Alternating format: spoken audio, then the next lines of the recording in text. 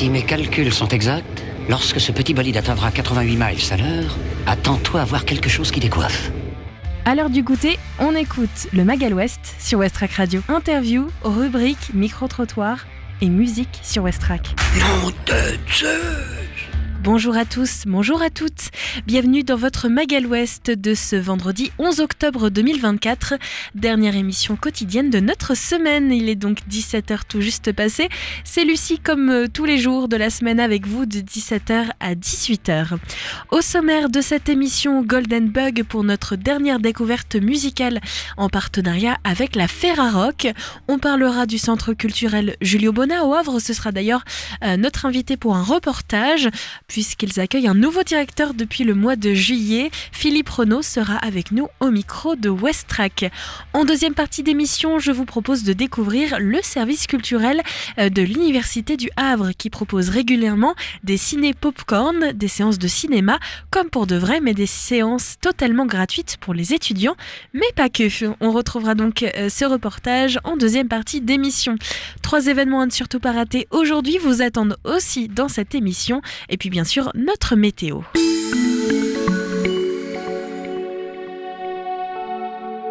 Aujourd'hui, le soleil va se coucher à 19h16 avec donc moins 3 minutes de soleil.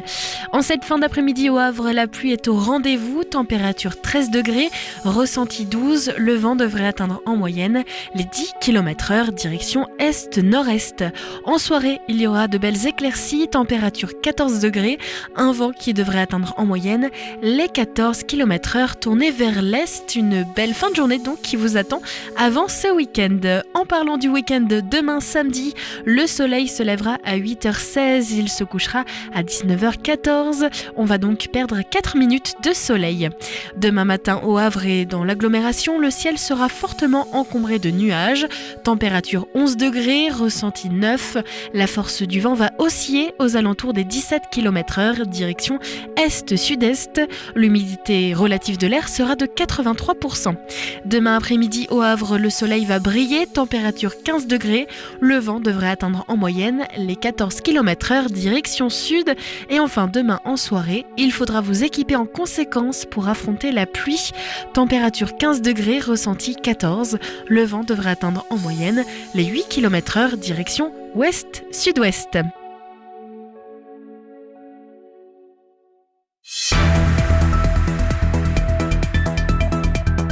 Bonjour tout le monde, nous sommes le vendredi 11 octobre, dans un instant les infos locales. Chute d'arbres, inondations, face au changement climatique, la SNCF innove en Normandie.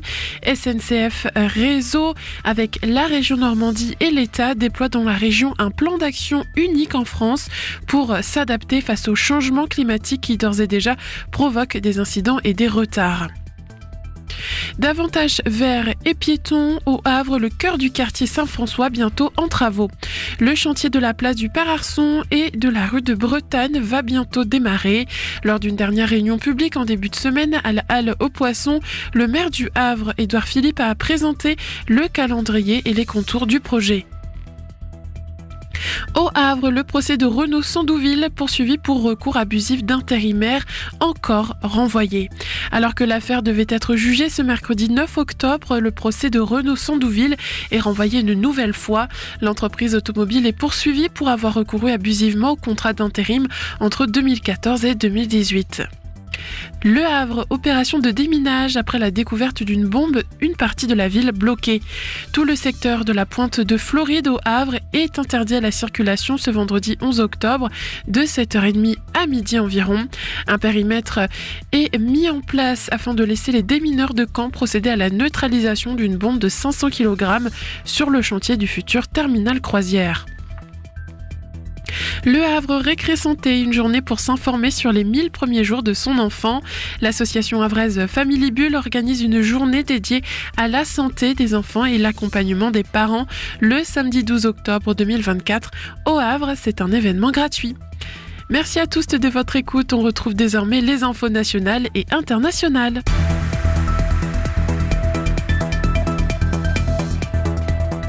Bonjour à tous. Le Quai d'Orsay convoque l'ambassadeur d'Israël en France après les attaques contre des casques bleus au Liban. Dans un communiqué, Paris condamne la poursuite des tirs israéliens délibérés. Des tirs qui, selon le ministère des Affaires étrangères, constituent des violations graves du droit international et doivent cesser immédiatement.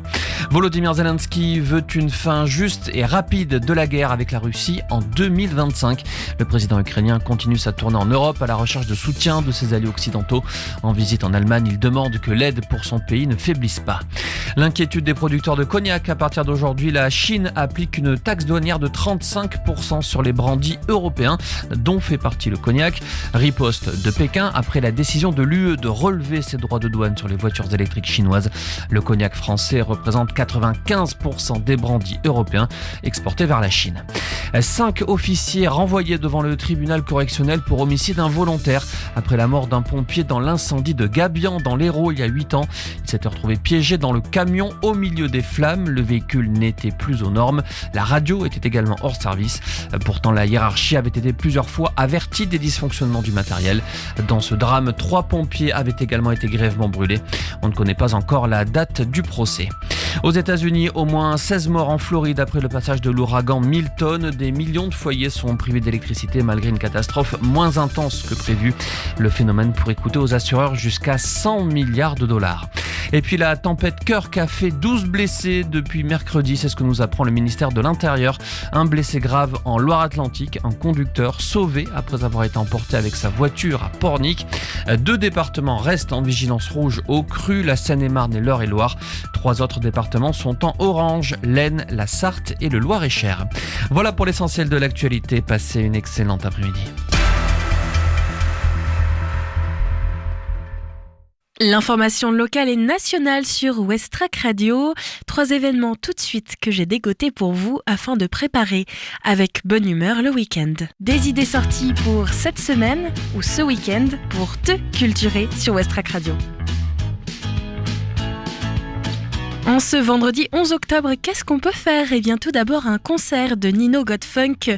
Le Havrais, c'est à 18h, juste après votre émission. Ça se passe chez Moonwax. Vous pouvez donc retrouver Nino Godfunk et son funk, bien sûr, sa bonne humeur, à la fois avec une sélection jazz aussi. Et vous pouvez aussi retrouver au platine donc Masta Moons avec sa sélection 100% vinyle. C'est à partir de 19h pour la session vinyle, 18h pour le concert de Nino Godfunk, 48 rue de Bretagne. Une soirée slam et poésie avec un atelier d'écriture et scène ouverte. C'est au 37 quai de Saône, au Hangar 0. C'est à partir de 18h aussi aujourd'hui. Et enfin, dernier événement, une scène ouverte mais avec Big Hair Night. C'est à 19h30. 13 rue Bernardin de Saint-Pierre. Mélomanes et musiciens et musiciennes vous proposent donc cette scène ouverte. Ça se déroule à peu près tous les 2 mois avec Big Hair Dave. C'est à partir de 19h30, pas besoin de s'inscrire. Westrack et la Fédération des radios associatives Musiques Actuelles, la Ferrarock, vous partagent la découverte musicale du jour.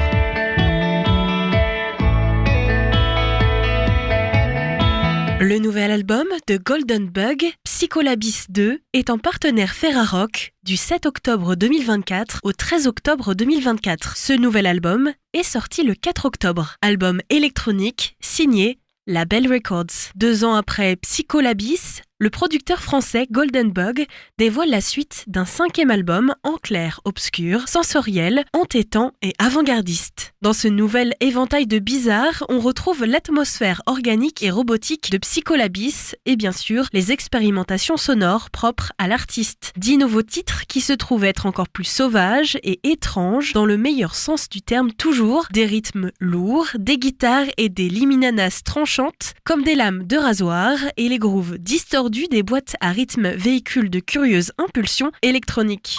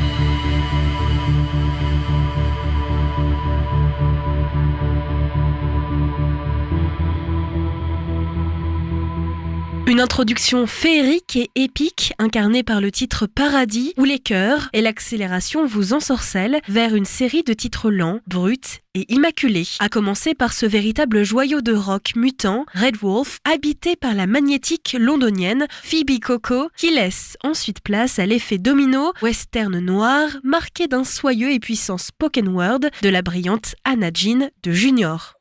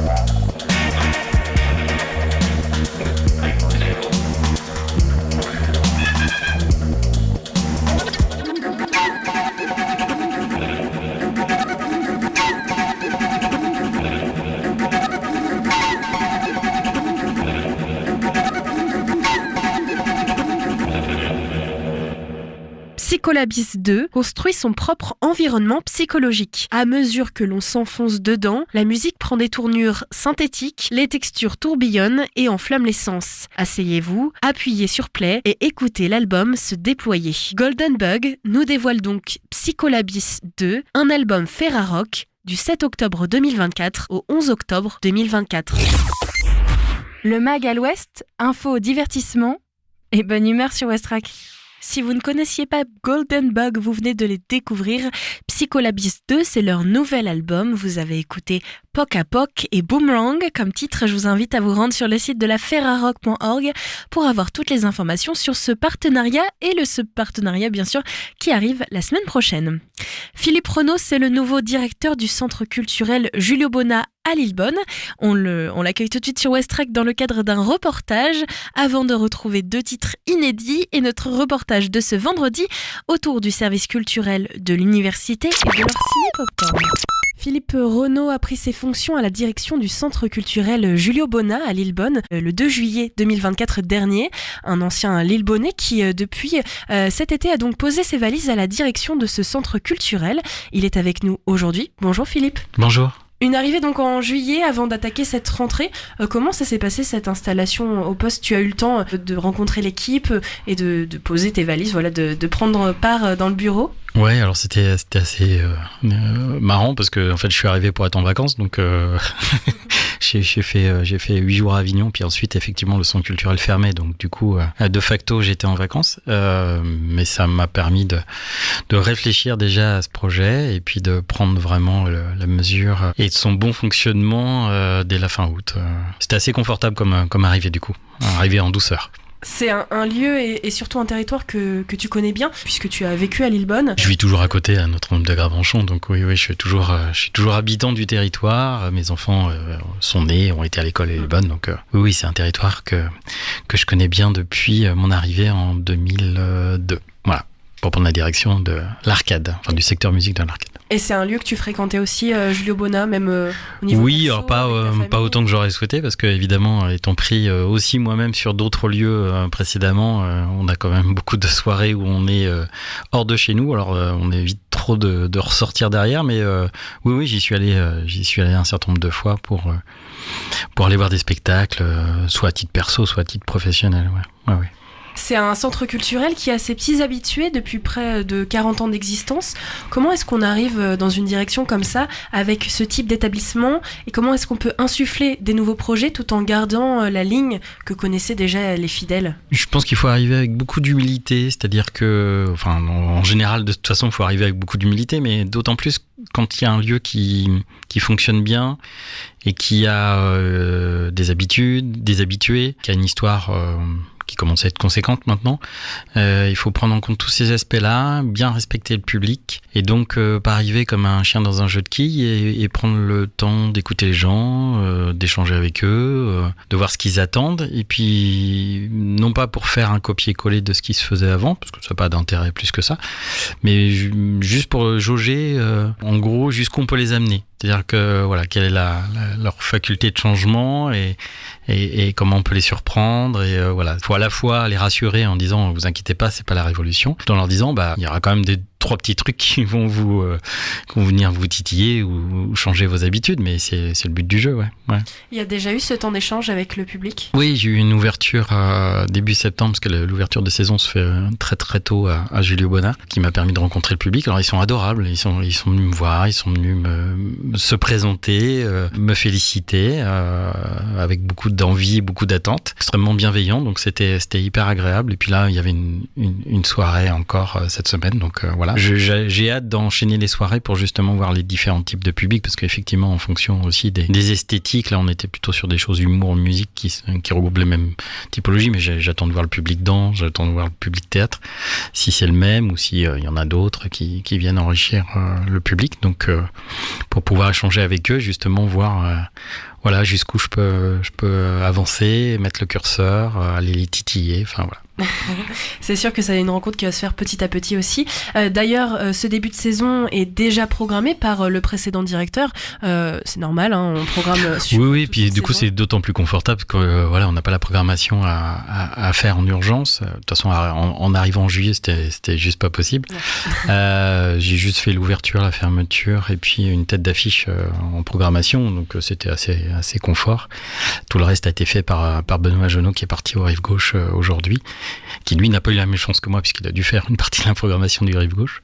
Mais du coup, oui, ça me laisse le temps de voir justement comment ça se répartit, quelles sont les choses sur lesquelles je vais être dans la continuité, puis les choses où je vais peut-être essayer d'apporter ma pierre à l'édifice. Ouais. Julio Bona, ça rime pour les habitués, ils le savent, avec pluridiscipline. C'est ce que tu nous disais tout à l'heure, théâtre, cirque, tu attends de découvrir ce public, la musique aussi, la danse. Comment est-ce que ça va se retrouver dans cette programmation qui arrive et toi, comment tu as envie de le travailler ? Y a des équilibres qui sont assez permanents depuis une quinzaine d'années. Il y a quand même une majorité musique et théâtre qui représentent à eux deux presque 70% de la programmation. Et puis Benoît qui a bien développé la partie danse, donc sur lequel il va falloir que je m'y mette parce que c'est pas mon champ de prédilection. Jusqu'alors, j'avais plutôt des lieux théâtre ou musique, enfin, principalement musique et théâtre. Et puis le cirque. Alors le cirque, c'est un complément, mais on est limité techniquement, donc on peut pas faire n'importe quel type de cirque, et donc il faut vraiment là aussi prendre la mesure du lieu et de ses contraintes techniques pour choisir les bons spectacles. Donc là, il y a une certaine régularité depuis une quinzaine d'années. Je pense pas que je vais beaucoup bouger dans les équilibres. On va rester à peu près sur ces mêmes volumes pour chacun des champs artistiques. Là où j'espère apporter ma pierre à l'édifice, c'est peut-être dans les choix qui vont être faits, que ça soit en musique, en théâtre ou en danse, de peut-être changer des petites lignes, des petites couleurs musicales différentes, des choses en danse aussi peut-être un petit peu différentes. Puis en théâtre, essayer de réinjecter un peu plus de création régionale aussi, voilà. Donc parce qu'il y a tout un travail d'accompagnement à la création qui existe à Julio Bona, qui est à mon sens insuffisamment valorisé, donc si on accompagne des compagnies, autant les diffuser. Donc voilà, ça fait partie des quelques pistes de réflexion pour l'instant. C'est ça que tu dis avec la rencontre du public, on va voir jusqu'où on peut les titiller un petit peu, c'est dans ces propositions-là. C'est ça, jusqu'où moi je me suis aperçu que par exemple il y a du théâtre privé, qu'il y a une vraie demande là-dessus. C'est pas forcément quelque chose sur lequel j'aurais été spontanément, mais je vois qu'il y a une réelle attente. Après, faut faire les bons choix, que ça soit quali, qu'on se retrouve pas avec une espèce de faux vaudeville mal ficelé, mais par contre il y a des très très belles pièces, et là les deux qui sont proposées dans le cadre de la programmation, que ça soit le repas des fauves ou je me souviens plus du deuxième déjà, l'heure des assassins, voilà, sont vraiment des pièces privées, mais vraiment de belles factures. Donc voilà, c'est des choses sur lesquelles moi j'avais pas forcément l'habitude de travailler, mais auquel je vais m'habiter. Et ça, voilà, j'ai bien senti qu'il y avait une vraie attente du public, puisque ça a été vraiment dans les premiers spectacles complets, très très rapidement après l'ouverture de la billetterie. Est-ce que vous travaillez avec les autres acteurs du territoire ? Est-ce que c'est quelque chose vers lequel toi tu penses te tourner ? Oui, alors on travaille à différents niveaux de nos camarades normands. Premièrement, le Julio Bona fait partie d'un réseau qui s'appelle l'association Diagonale. D'ailleurs, le siège social est à Lillebonne, qui est la fédération normande du Chénon, un festival qui a lieu à Laval en septembre. Et en fait, dans chaque région, il y a une fédération régionale du Chénon. Et donc, en Normandie, c'est Diagonale, qui regroupe quand même 26 lieux dans toute la Normandie. Et Julio Bona est à double titre, donc siège social. La coordinatrice est aussi Chloé, qui travaille à Julio Bona. Et moi, je viens de prendre le poste de trésorier, donc voilà, on est vraiment investi. Et surtout, ce groupe-là fait des repérages en région, et donc ça permet aussi d'avoir une veille supplémentaire pour les compagnies normandes, voilà, d'identifier. Et puis il y a un travail de mutualisation aussi qui se fait quand on organise les tournées, voilà. Il y a un festival qui est organisé collectivement aussi en mars, qui s'appelle Région en Seine, Donc il y a ce premier niveau, puis on essaye sur le territoire propre qu'au Sénaglo, donc Lillebonne, Gravenchon, Bolbec, pour la faire rapide, de aussi se fédérer de façon informelle, mais en tout cas de se réunir régulièrement les différents acteurs, parce que on est à côté, qu'on a une proximité déjà pour éviter de se marcher dessus, d'essayer de faire circuler les publics entre les différents lieux. On n'est pas loin, donc c'est assez simple de se dire on peut aller aux Trois Colombiers, on peut aller à la Rotonde, on peut aller à la Fabrication, à Julio. Donc il y a déjà des tarifs d'adhésion communes, des tarifs réduits qui sont communs à l'ensemble des structures, avec l'arcade aussi à Gravenchon. Et puis on essaie d'élargir, voir si on peut pas mutualiser du matériel, mutualiser des choses, et aussi pourquoi pas aussi imaginer des choses communes en termes de programmation. Donc voilà, il y a une collaboration à la fois dans un cercle de l'agglo, et puis une collaboration normande aussi qui s'effectue. Oui, c'est important qu'on soit pas centré sur nous-mêmes et qu'on ait aussi des échanges avec nos camarades des autres salles. Ouais. Junio Bona, c'est donc un centre culturel pluridiscipline aussi, parce qu'il y a un cinéma. Est-ce que c'est aussi un axe sur lequel tu as envie de travailler ? Évidemment, j'ai envie de travailler ça. J'ai eu la chance de diriger un cinéma d'art et d'essai en Picardie, et c'est un superbe outil d'éducation artistique et culturelle, au même titre que la radio d'ailleurs. Mais donc on va essayer de continuer à développer ça. On accueille les dispositifs école et cinéma, collège et cinéma pour l'essentiel. On a des ateliers autour de la programmation cinéma, notamment sur les vacances scolaires. Mais effectivement, c'est quelque chose sur lequel on va être attentif aussi, de pouvoir faire ce travail autour de l'éducation à l'image et pas simplement sur le spectacle vivant. Dans le monde de la culture, beaucoup alarment sur la situation à la fois politique. D'ailleurs, au moment où tu as pris tes fonctions, c'était d'ailleurs un des gros débats, mais aussi budgétaire, j'imagine.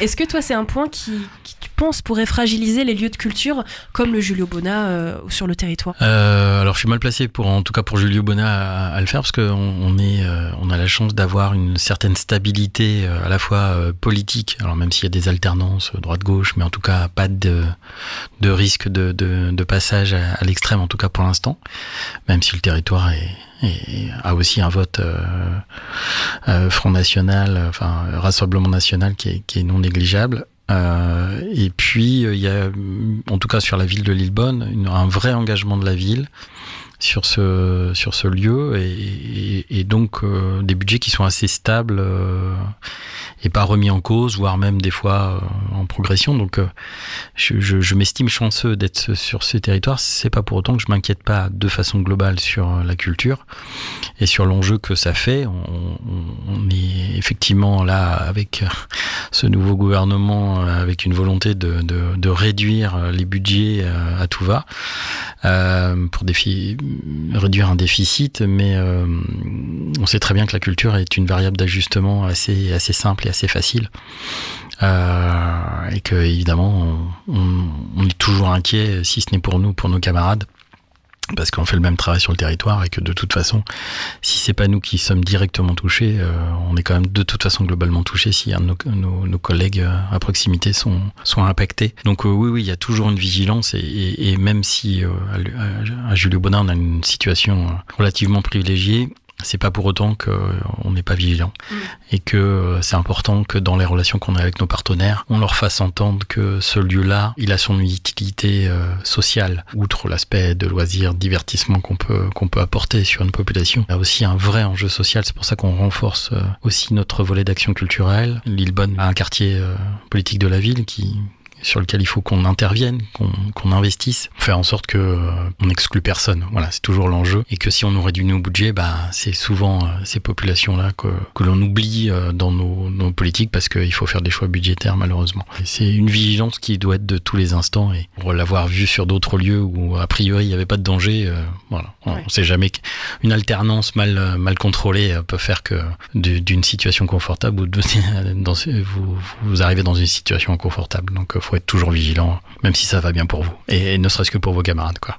Oui, je pense que pour la culture, c'est une vigilance continue, même en arrivant. On n'est jamais serein, mais enfin, je crois qu'il n'y a pas malheureusement, il n'y a pas de secteur où on est serein, mais la culture en particulier. On a beaucoup parlé des fidèles, puisque en effet, le Julio Bona, c'est une institution à Lillebonne. Il y a aussi une envie d'aller chercher des nouveaux publics, notamment par les actions culturelles, mais peut-être aussi par la médiation de publics un peu plus éloignés. On fait le constat de beaucoup de salles, c'est-à-dire qu'on a un public globalement vieillissant, et c'est très bien que tout ce public vieillissant vienne aussi dans nos lieux. C'est eux qui les font vivre, majoritairement, enfin en tout cas sur des lieux pluridisciplinaires. Mais effectivement, la question se pose toujours du renouvellement des publics.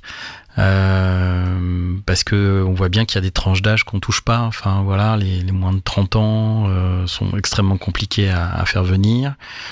Que majoritairement le public 40, 50, c'est pas celui non plus qui franchit le plus souvent les portes de Julio, et que c'est important qu'on ait cette mixité sociale, mais aussi cette mixité générationnelle dans nos lieux. Donc oui, il y a des petits réajustements à faire en programmation, je pense, pour essayer de toucher un public, ou avoir d'autres formes de propositions qui soit vont un peu plus vers les gens, donc peut-être l'idée d'aller dans la ville. Et puis peut-être d'autres formes. On a un café qu'on pourrait peut-être réinvestir avec des petites formes plus modernes et qui attirent peut-être un public plus jeune. Voilà. Merci Philippe. En tout cas, on te souhaite donc une bonne arrivée au Julio Bona. Est-ce qu'il y a peut-être un petit événement qu'on peut annoncer sur le mois d'octobre, une programmation en particulier? Alors il y a un spectacle de danse de Kader Atou qui s'appelle Prélude, qui est le 19 octobre, qui est une très belle, enfin déjà c'est un très bon chorégraphe, et puis une très belle proposition en danse contemporaine hip-hop que je vous invite évidemment à venir découvrir, Julio Bona. Ce sera peut-être l'occasion aussi de te rencontrer pour échanger. Bien sûr, merci avec beaucoup. Grand plaisir. À bientôt. Merci. Le Julio Bona qui accueille donc son nouveau directeur. Vous pouvez retrouver cette interview sur notre site west-track.com en podcast et retrouver toutes les informations, notamment sur ce spectacle qui arrive prochainement le 19 octobre. Vous retrouvez toutes les informations dans la fiche podcast sur notre site. On va parler cinéma et surtout popcorn et gourmandise avec l'Université du Havre dans le cadre d'un reportage pour ce Magal Ouest spécial dans ton quartier. Avant, c'est Cog Don't Take My Soul, une nouveauté sur West Track.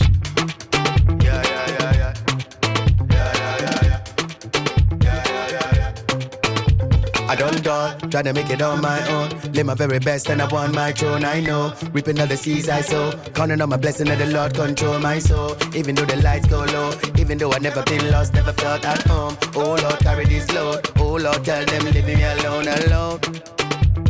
Alone, leave me alone, alone.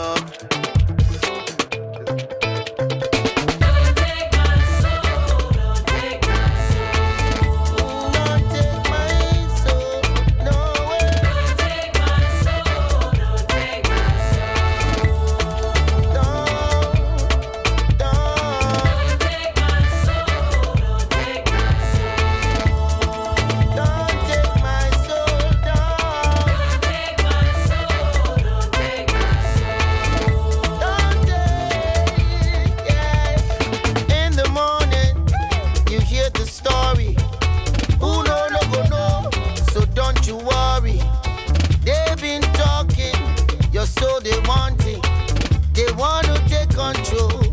It no go happen. You no go take my life, my wallet. I go they push, I go do something. You no go take my life, my wallet. I go they push, I go do something. Don't take my soul, don't take my soul. Don't take my eye, don't take my eye.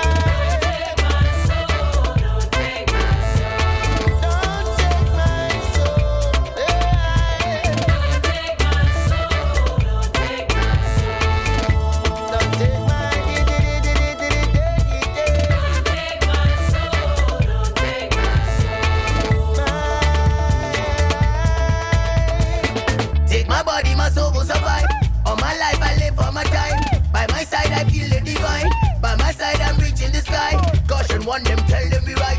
We don't watch nobody for life. Tell them we right, no compromise. We come alive with the speakers in time.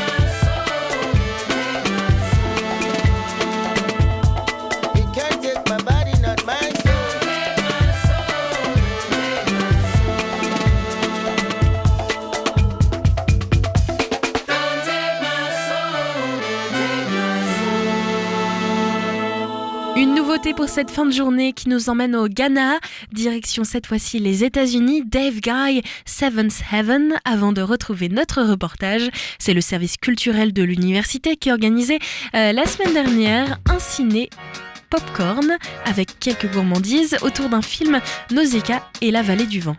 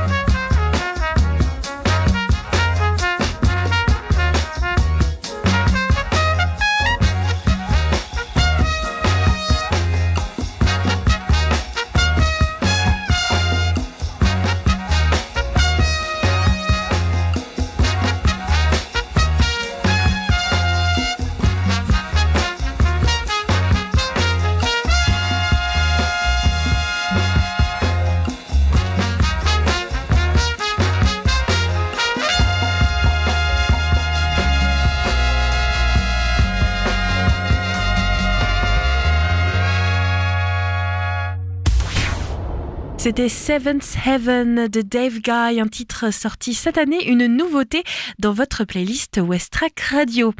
Tout de suite, un reportage en direction de l'Université du Havre qui organise régulièrement des ciné popcorn. C'était le cas cette semaine. Reportage pour Westrack Radio.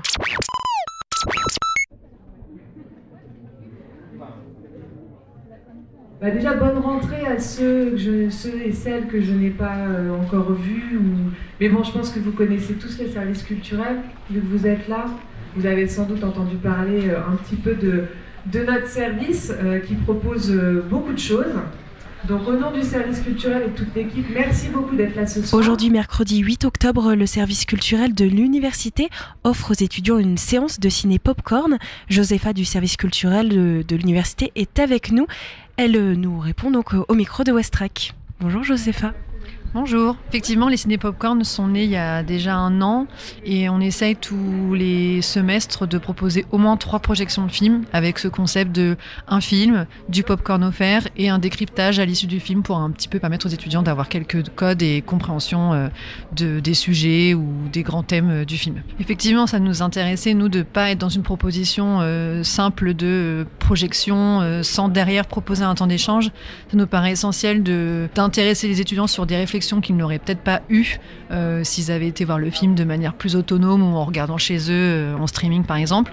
Là effectivement la plus-value c'est cette invitée que nous avons ce soir, par exemple Camille de la Critique Rouge, qui est donc une créatrice de contenu sur Instagram sur le cinéma et qui va apporter des clés de compréhension, des anecdotes, des aspects historiques par rapport au film. Et voilà, au moins les étudiants partent avec un petit bagage complémentaire pour avoir une compréhension globale du film. Il y a aussi Ambre qui nous accompagne sur les Ciné Popcorn cette année. On lui a confié la coordination des Ciné Popcorn. Donc elle va elle-même aussi, en tant que passionnée de cinéma, apporter évidemment ses anecdotes et son savoir, on va dire. Et c'est important pour nous, effectivement, qu'une étudiante soit aux manettes de ces Ciné Popcorn, parce que voilà, c'est important qu'elle s'implique et que des étudiants s'impliquent aussi dans des projets du service culturel. Donc vous venez pour un film qui est proposé dans le cadre des 40 ans de l'université, puisque cette année, notre université a 40 ans. Donc on a déjà proposé pas mal d'activités, de films déjà, dans le cadre de ces 40 ans, dans le cycle des Ciné Popcorn. Vous avez du popcorn dans les mains, vous allez avoir le film bientôt.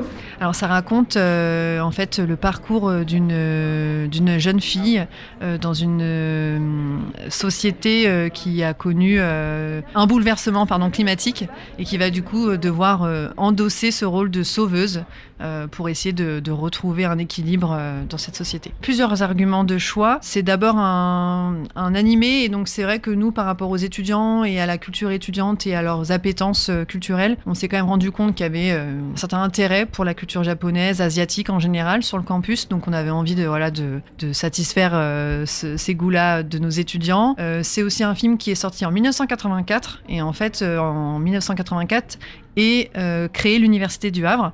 Donc c'était aussi un moyen de faire un clin d'œil à cette année de festivités que nous avons connue et qui se termine bientôt. On a fait le choix de choisir ce film, comme aussi Gremlins qui va être projeté en décembre, qui sont tous les deux des films qui sont sortis en 84. Donc c'est un peu clin d'œil par rapport à cet anniversaire. Et puis aussi parce que le thème finalement est encore très d'actualité dans le film. On parle d'écologie, de combat. On s'est dit que ça pouvait vraiment être intéressant de le transposer aujourd'hui et de se rendre compte que le film il est vraiment encore d'actualité et mérite d'être mis en lumière aujourd'hui. On a aujourd'hui un Ciné Popcorn, on en aura d'autres à venir, mais la date la plus proche, c'est le mardi 22 octobre, c'est bientôt. On a une rencontre dans le cadre du festival Un automne à Buller, qui est un festival qui a lieu surtout au Havre et dans l'agglomération, et qui parle donc de BD et de manga. Donc on vous propose une rencontre avec Thierry et Max, qui sont deux mangaka.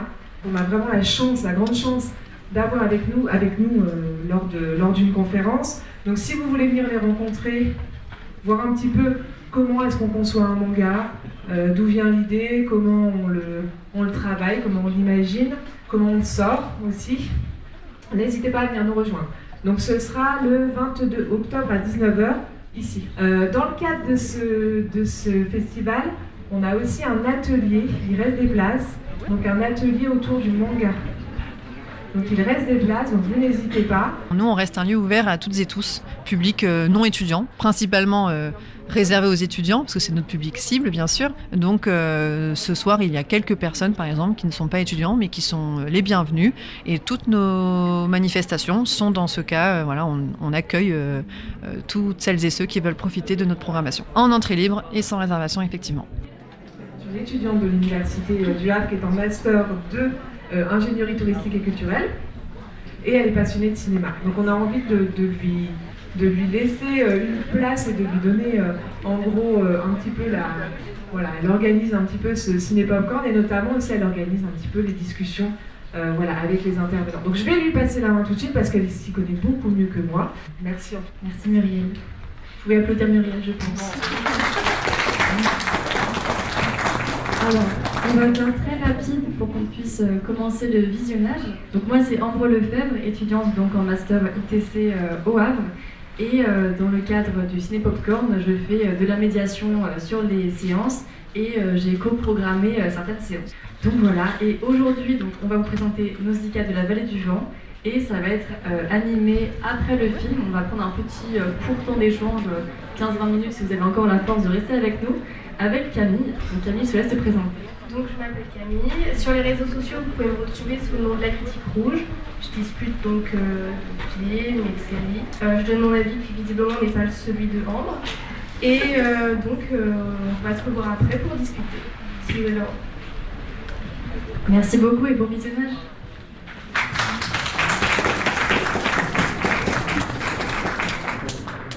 Donc en termes de projection l'année dernière, on avait par exemple diffusé Get Out, on avait diffusé Rupture qui était un film documentaire, Grise, Goliath et un dernier, Édouard Romain d'Argent, qui avait eu un franc succès d'ailleurs. Voilà, donc on est sur une diversité de films pour que chacun déjà y trouve son compte et aussi ait une diversité de découvertes filmographiques. La prochaine, ce sera au mois de novembre. Dans le cadre du mois du film documentaire, on projette un film sur la danse qui s'appelle To Da Bone, qui revient sur la création du spectacle qui s'appelle aussi To Da Bone, qui est un spectacle de la Horde, qui est un groupe de danse du Ballet National de Marseille. Donc c'est un film documentaire qui revient sur la création de l'idée jusqu'à la première représentation. Et donc du coup d'ailleurs c'est un partenariat avec le Phare et ils seront présents pour faire un parallèle à leur festival qui arrivera quelques jours après, au mois de novembre. En décembre, on projette Gremlins, le 17 décembre. Voilà, donc là de nouveau c'est 1984, année de sortie du film. Et Gremlins, on s'est dit pour le mois de décembre, Noël, voilà, c'était un peu le film culte qu'on avait envie de faire découvrir aux étudiants, parce que certains le connaissent, mais d'autres le connaissent pas. Donc voilà, ça peut être l'occasion de revoir ou découvrir un classique. C'est 19h30. Toujours 19h30 avec du popcorn.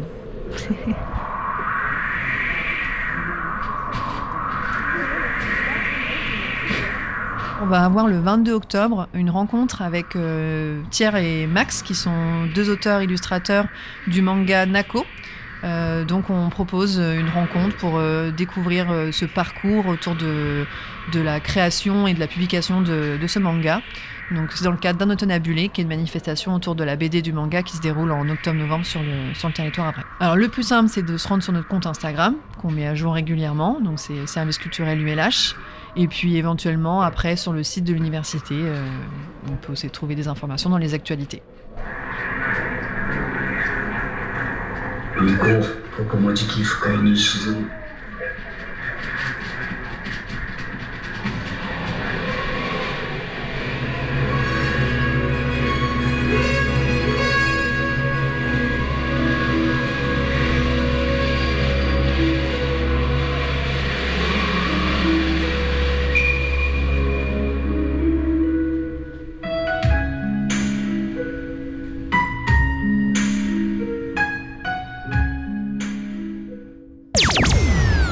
L'Université du Havre qui organisait donc un ciné popcorn pour le film Nausicaa et la Vallée du Vent, un film animé. Rendez-vous sur les réseaux sociaux de l'Université du Havre et de son service culturel pour ne pas rater les prochains ciné popcorn et événements organisés notamment dans le cadre de Un automne à Bullet. Merci d'avoir écouté Westrack Radio.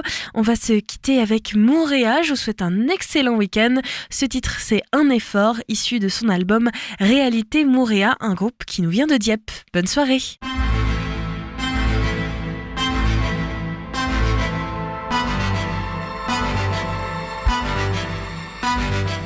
Comme un effort, je peine à retenir tout ce qui vaut de l'or.